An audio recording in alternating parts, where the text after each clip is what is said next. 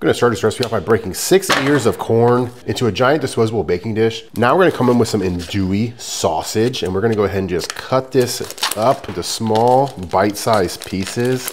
This stuff is amazing. You don't have to use this kind of sausage if you don't want. You can use regular sausage, you can use hot dogs. It doesn't matter. Any kind of tubular meat. And of course, we're gonna take the plastic out because we're not savages, so we gotta go take that out. Then we're gonna come in with some white and red potatoes, and we're gonna go ahead and just dump these over the entire dish, and gonna spread these out because we need to make room for the star of the show. That's right, some Texas shrimp, fresh off the boat. So we're gonna go ahead and dump these frozen shrimp in, and oh my gosh, look at how big these guys are. I don't know why they call them shrimps. Then we have some garlic we've split up and cloved up, and we're gonna go ahead and dump those cloves in, just like that. No Texas boil is complete without some frozen okra. So go ahead and dump about half the bag of frozen okra, and we are gonna save these for later. And of course, we have some of these hard-boiled eggs, about a half a dozen. So go ahead and put a half dozen hard-boiled eggs in there. And now is where we put some authentic Old Bay seasoning. We are gonna douse this dish into this seasoning. This just gives you a flavor that is so authentic, you're gonna be writing home about it. And then of course we got that Zanarans Creole seasoning. We're gonna go ahead and sprinkle some of that in there. It pairs very well with the Old Bay. It's a little secret that Grandma used to do. We got some black pepper. We're gonna sprinkle on top. We have some white salt.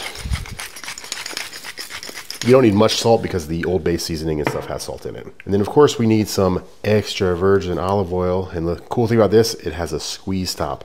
So we can just go ahead and drizzle this over the entire dish. And the shrimp love when you put olive oil on them. And you didn't think we were gonna forget some good old butter. So we're gonna go ahead and break that in half. And then we're gonna go ahead and cut it into little pieces. And again, we're gonna take the paper off because we're not savages. We probably should have took the paper off beforehand, but you know, hindsight. Oh, missed one over here. That would have been bad. Now we're gonna go ahead and take our yellow spurtle, and we're just gonna go ahead and mix this up. And while we're doing this, the oven is preheating to 400 degrees Fahrenheit. So once we got it all mixed just like this, we're gonna go put it in the oven. Okay, it's been 20 minutes in the oven at 400 degrees, and look at this, you guys, it looks amazing. So we're gonna go ahead and take a half a stick of butter, melted, and we're gonna go ahead and pour this over the entire dish. Then we're gonna take our spurtle one more time and get us another mix. So we're gonna go like that, and let me go ahead and get one of these potatoes and give it a little taste. I love these potatoes.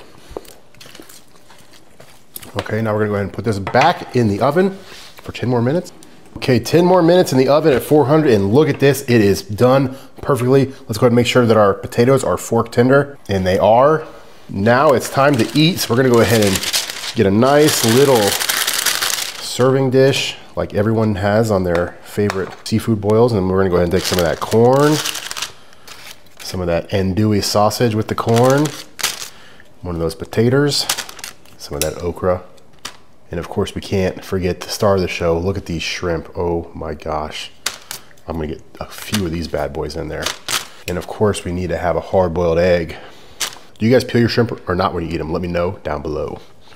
I personally do peel my shrimp, so I'm just gonna go ahead and peel it. Okay. Let's go ahead and give this a little taste. Oh my God. So good. Apparently I forgot to get this little piece of plastic out. Do not cook it with plastic in it. That was a mistake. I apologize for that.